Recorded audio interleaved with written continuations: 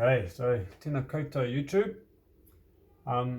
Looking at moving on from the rough shaping of a piece today to sanding it and getting rid of all the tool marks.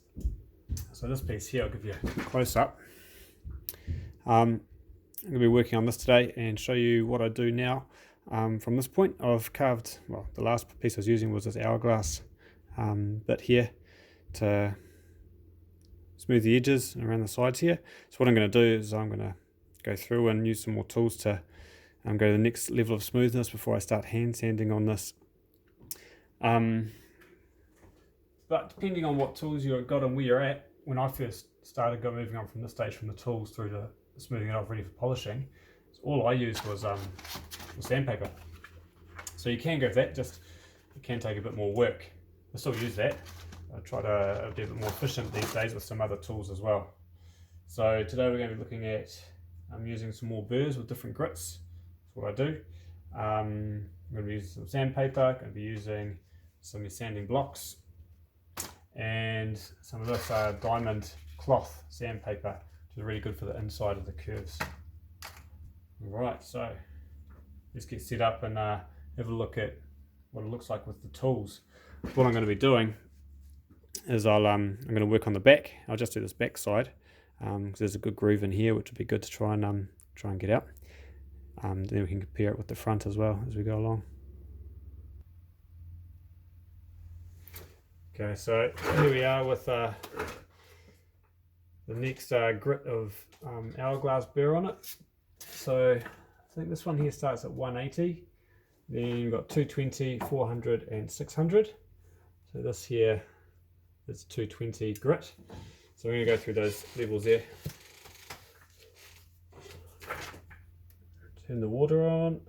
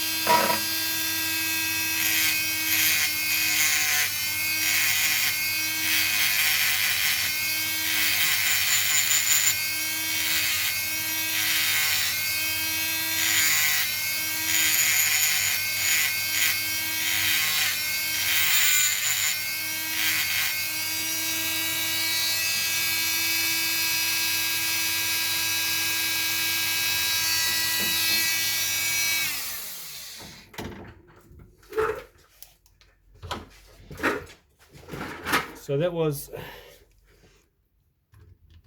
at that next grit. 220 was that focus. Next grit of 220. It starts there a slight change, so that's the rougher side. And down the bottom here, that's at 220. Still some marks along the top there, which you can't reach with that that burr. They'll be coming out with the sandpaper later. So I'll pause it now, and then I'll go through and do the 400 and 600 and check back in after that.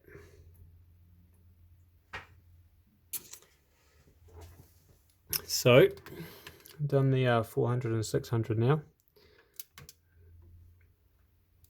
So around this bottom edge here and on the inside edge here, I've done with the Dremel pieces.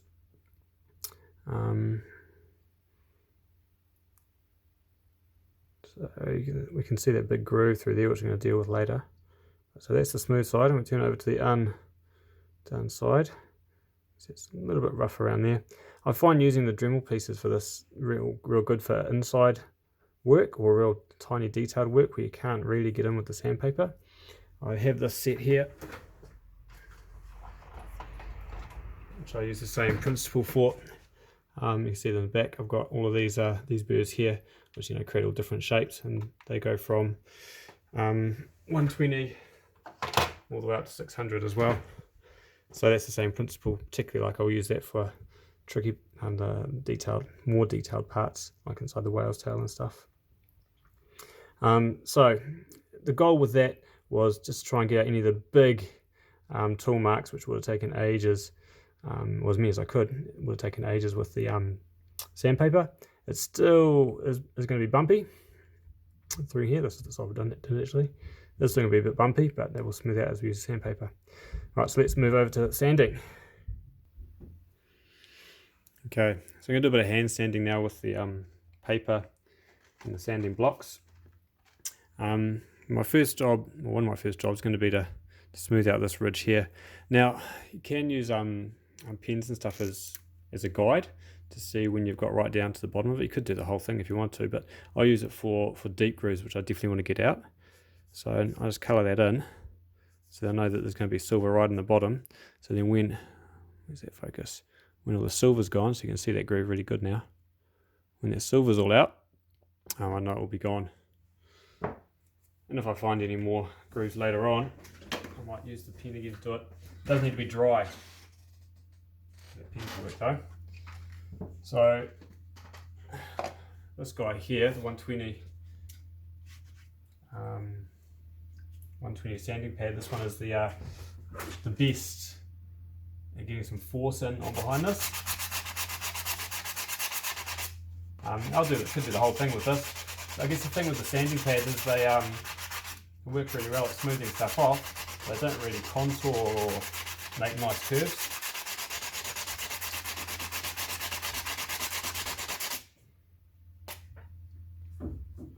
So there we go. So we're not there yet at all. That's if you can see that started to take off the outer layer of the pen. I have an old sanding pad, which sometimes I use as a brace. You get some real good force on this without smashing your fingers apart either.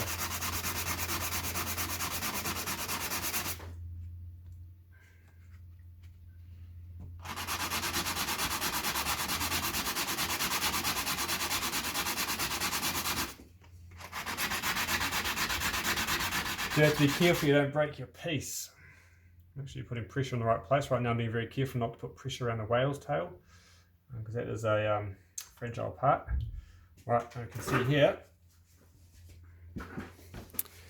Where are we? There we go. You can see here we've got rid of all of that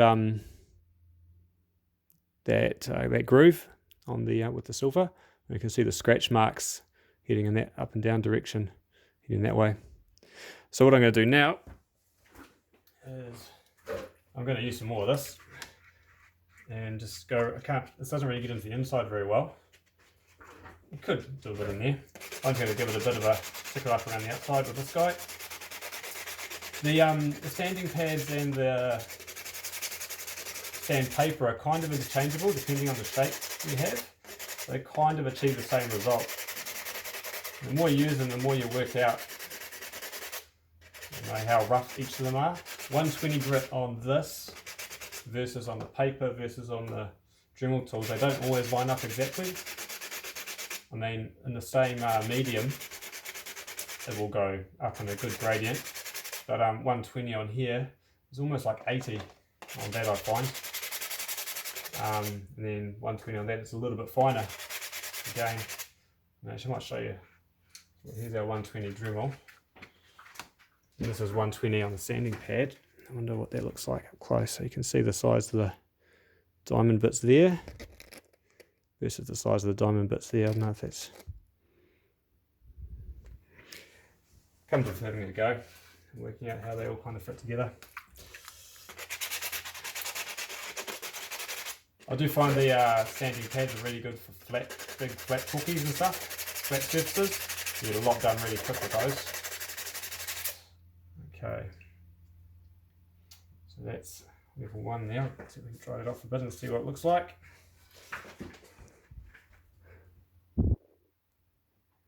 Okay, so we're getting smoother, especially if we compare it to the other side. Let's dry that off. What's the other side look like at this point? Okay, so that's where we started. This is kind of where we're looking like now. So I'm going to do a little bit more with the next sanding pad. So that's 200 and 400 here. And what I'm going to do is try and go in the opposite direction. I'm mostly focusing on the flat part, so I don't have to work harder with the sandpaper in my hands to get those scratch marks out on the flat surface here, on the flat part of the whale tail.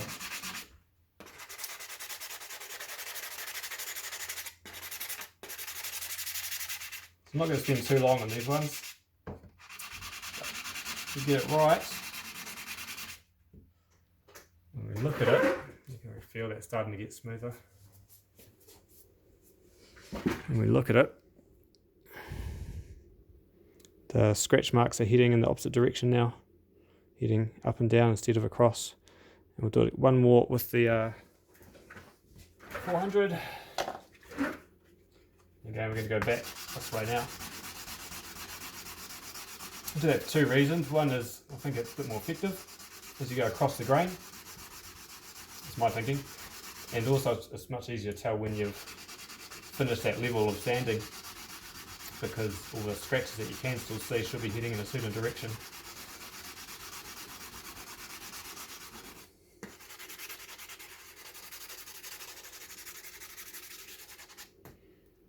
Right, let's see if that's enough, eh?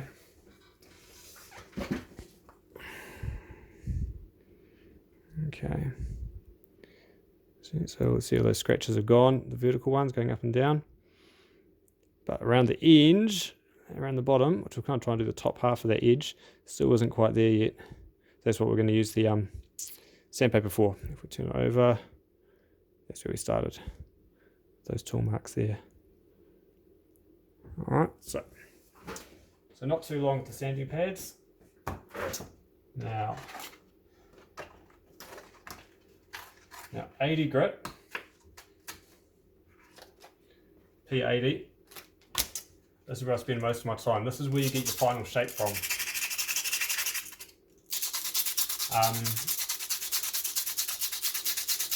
So if you have got any bumps or deep tool marks left, this is the easiest time to get them out. It can still take a while on the P80 grit.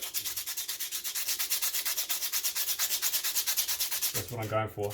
And what I'm going for now is I'm really trying to focus on the curved edge here. So I know that the flat surface was done with the sanding pads.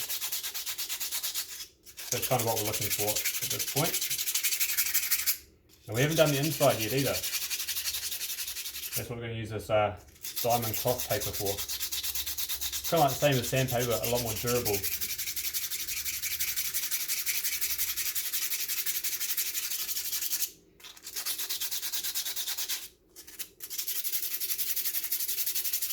So, especially when I'm doing the whole piece, it's going to take quite a while.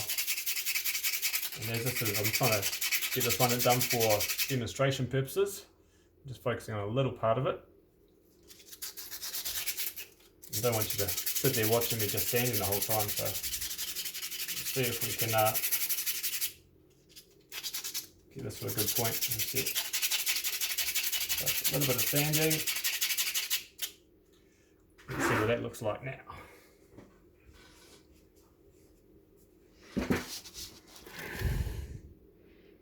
Okay, so that's getting the edge nice and smooth, and you can see it even from before near the top where there's still rougher bits.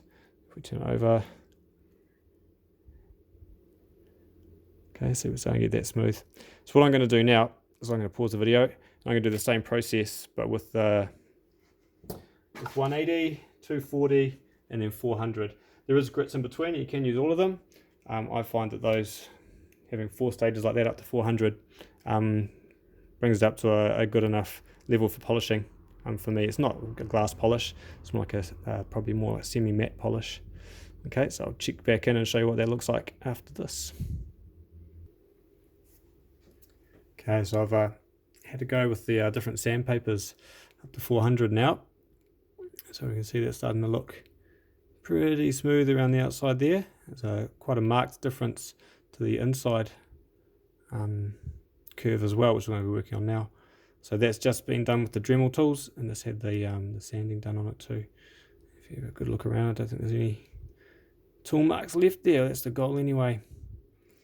So this is how I focus in on the inside curves. So this was always quite tricky for me till I found this stuff, the diamond paper. And I got myself one of these. I just put this on before, little hobby vice. So with these two things, it makes doing these insides much easier than anything I was trying to do before.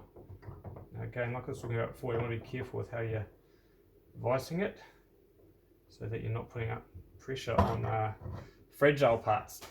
I have snapped some bits in here accidentally. So I've got 3 different grits of this. 120, I've just written on the back, 120, 220 and 400. So make sure it's wet, water on there, and I'll cut these into small strips so that yeah, they fit in and do this part here. Now I have been surprised at how effective this is at removing stone. A couple of times I've taken away a bit more than what I intended to. It changed the shape of the curve, so especially with the 120, I am quite cautious now. But they're fantastic for maintaining the inside curve and making this part nice and easy to sand. It doesn't take a huge amount to get to where you want it to go, especially if it's already there's no big tool marks that you want to get out.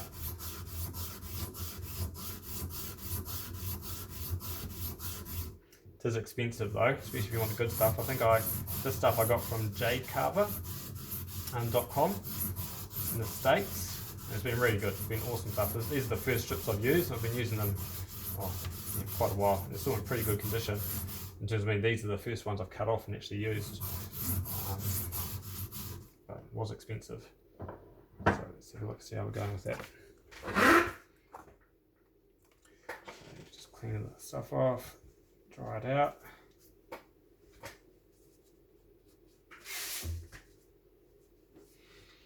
Let's have a look. Where's our light? There we go.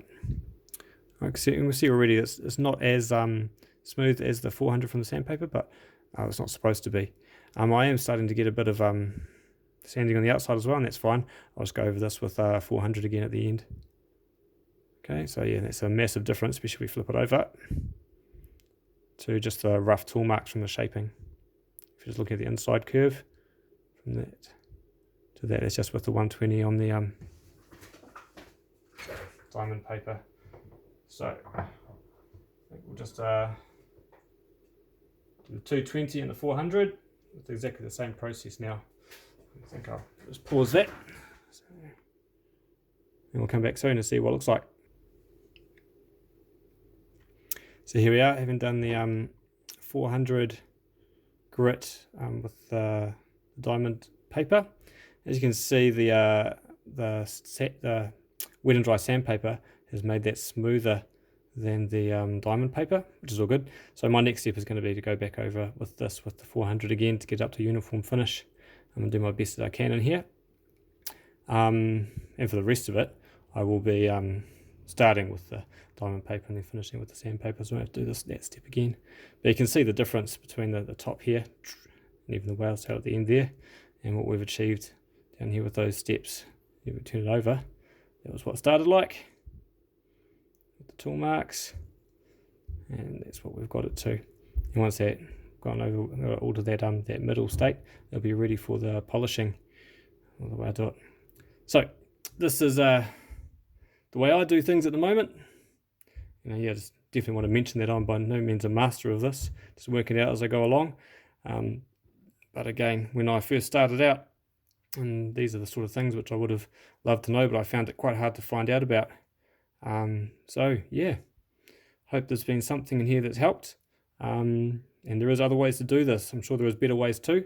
So if you know something that extra, please share with me as well. I'm learning too. This is a massive learning journey for all of us, hopefully. So yeah, best of luck. Go hard, kia kaha, tēnā koutou katoa.